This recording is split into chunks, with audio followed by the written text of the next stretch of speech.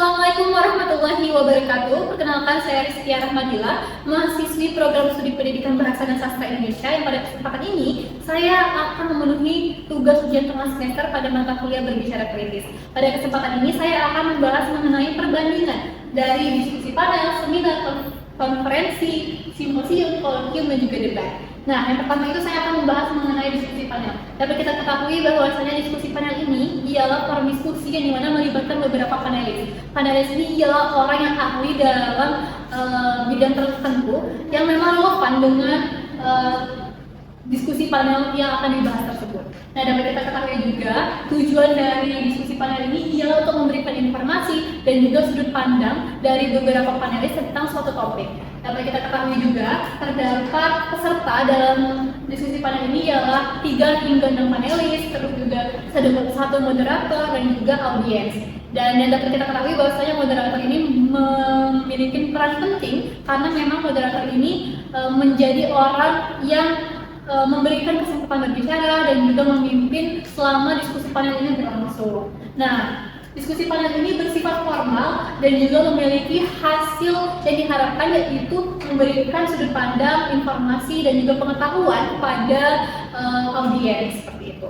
Selanjutnya itu adalah seminar. Dapat kita ketahui bahwasanya seminar adalah kegiatan ilmiah yang dimana melibatkan narasumber, yang dimana narasumber ini akan memberikan informasi atau materi yang mengenai suatu topik, dan juga tujuan dari seminar ini yang memberikan pengetahuan dan juga wawasan kepada peserta, yang dimana terdapat beberapa peserta dalam seminar ini ialah moderator, terus juga terdapat narasumber, terus juga terdapat audiens yang memang memiliki minat terhadap topik yang akan dibahas pada seminar tersebut. Dapat kita ketahui juga moderator itu berperan penting dalam kegiatan seminar ini ialah untuk mengatur jalannya seminar dan juga memberikan kesempatan berbicara pada sesi tanya jawab. Dapat kita ketahui juga bahwasanya seminar ini bersifat formal dan juga hasil diharapkan dalam kegiatan seminar ini ialah memberikan pengetahuan, kemampuan kepada peserta tentang suatu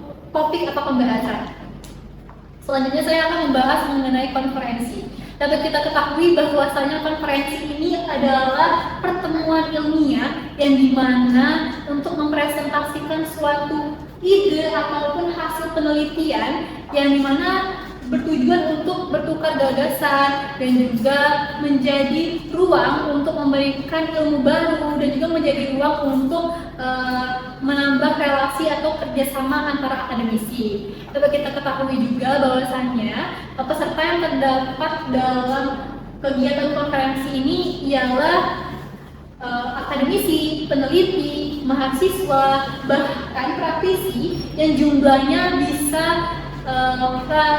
ribuan bahkan ratusan seperti itu, tergantung dari skala yang terdapat pada konferensi tersebut.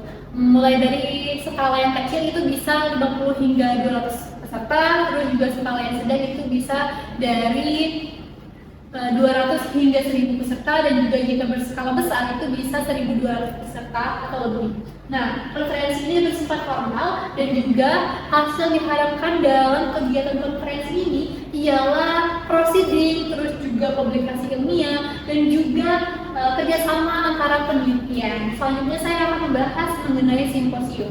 Dapat kita ketahui bahwasanya simposium ini adalah kegiatan ilmiah yang dimana terdapat penyampai materi atau pembicara yang akan membahas atau memberikan gagasan di depan peserta agar peserta itu mendapatkan pengetahuan, kemampuan tentang suatu topik tertentu. Dan peserta yang terdapat dalam simposium ini ialah pembicara, terus terdapat moderator dan audiens dari kalangan akademisi atau bahkan praktisi.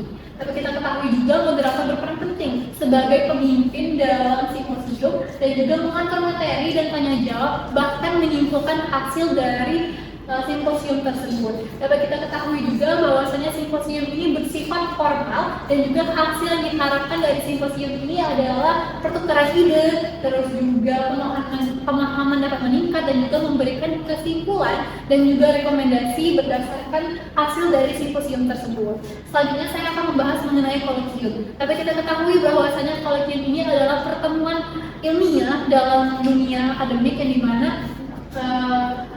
mempresentasikan ide atau hasil penelitian dan memperoleh masukan, kritik, dan saran dari suatu penelitian tersebut atau dari peserta agar penulis itu dapat memperbaiki hasil penelitiannya agar menjadi lebih berkualitas dan juga baik. Dapat kita ketahui peserta yang terdapat dalam kolegium ini ialah pemakalah, moderator, dan peserta diskusi seperti dosen, mahasiswa, bahkan peneliti. Nah, dapat kita ketahui moderator juga lagi-lagi berperan penting menjadi pemimpin kegiatan, mengatur waktu, terus juga memfasilitasi diskusi dan menjaga fokus diskusi itu agar tidak melebar ke topik pembahasan yang lain.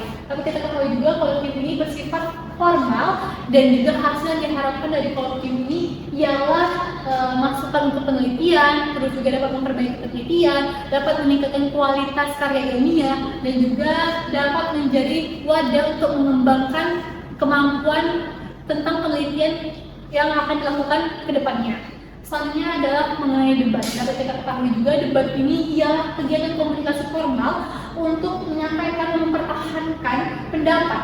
Nah, tujuan dari debat ini ialah untuk melatih kemampuan berpikir kritis, kemampuan berbicara, dan juga beradu argumen, dan juga peserta yang terdapat dalam debat ini ialah terdiri dari dua kelompok, yaitu kelompok pro dan juga kelompok kontra, dan juga terdapatnya juri, terus juga moderator, dan juga audiens. Nah, dapat kita ketahui juga moderator ini berperan penting sebagai orang yang mengatur waktu, terus juga mengatur kesempatan berbicara, dan juga debat ini bersifat formal, dan hasil yang diharapkan dari kegiatan debat ini ialah untuk meningkatkan kemampuan berpikir kritis, meningkatkan kemampuan berkomunikasi, meningkatkan kemampuan untuk menganalisis suatu isu atau pembahasan yang terjadi dalam debat, dan juga dapat membantu kita menghargai pendapat yang berbeda. Nah, di sini juga saya sudah meletakkan tabel perbandingan yang dapat kita ketahui ternyata forum-forum ini dapat kita terapkan sesuai dengan tujuan yang ingin kita capai, terus juga peserta yang ingin kita dapat dalam suatu kegiatan ilmiah, dan juga interaksi yang terjadi dalam suatu kegiatan ilmiah tersebut. Nah, pada kesempatan ini juga saya akan menjelaskan mengenai rancangan kegiatan ilmiah yang dimana mengangkat tema pemanfaatan teknologi artificial intelligence dalam pengembangan pendidikan tinggi, dan dimana saya mengambil format debat dan saya memiliki musim debat, yaitu penggunaan AI dalam pendidikan tinggi lebih menguntungkan daripada merugikan. Nah, alasan saya memilih debat sebagai rancangan kegiatan ilmiah ini ialah karena debat ini dapat menimbulkan perbedaan pendapat sehingga dapat membagi tim pro dan juga tim kontra, seperti itu. Debat juga dapat membuat kegiatan itu lebih interaktif dan juga lebih dekat dengan kegiatan akademik, seperti itu. Selanjutnya di sini saya akan menjelaskan struktur acaranya. Nah, durasi yang saya ambil itu adalah kurang lebih 3 jam, dan peserta itu adalah 2 tim debat, yaitu 3 hingga 4 orang, dan 1 moderator, dan juga terdapat juri dan juga audiens, dan terdapat sesi.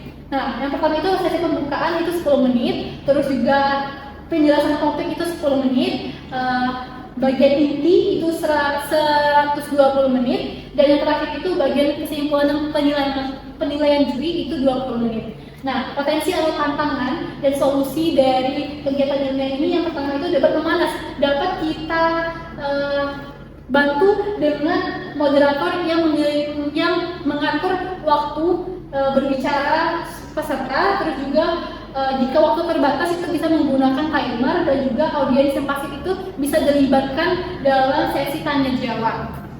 Yang terakhir di sini saya akan menjelaskan indikator keberhasilan. Semua itu akan berhasil jika peserta itu aktif dan juga tim audiens aktif, terus juga kualitas argumen itu didukung oleh data dan juga contoh, terus juga audiens itu bisa berpartisipasi dalam kegiatan bertanya, dan juga bagaimana kegiatan ilmiah ini dapat berdampak pada tingkat fakultas seperti menjadi ide penelitian atau bahkan dapat diimplementasikan pada tingkat fakultas. Mungkin itu saja yang dapat saya sampaikan. Mohon maaf jika ada salah kata. Saya akhiri. Wassalamualaikum warahmatullahi wabarakatuh.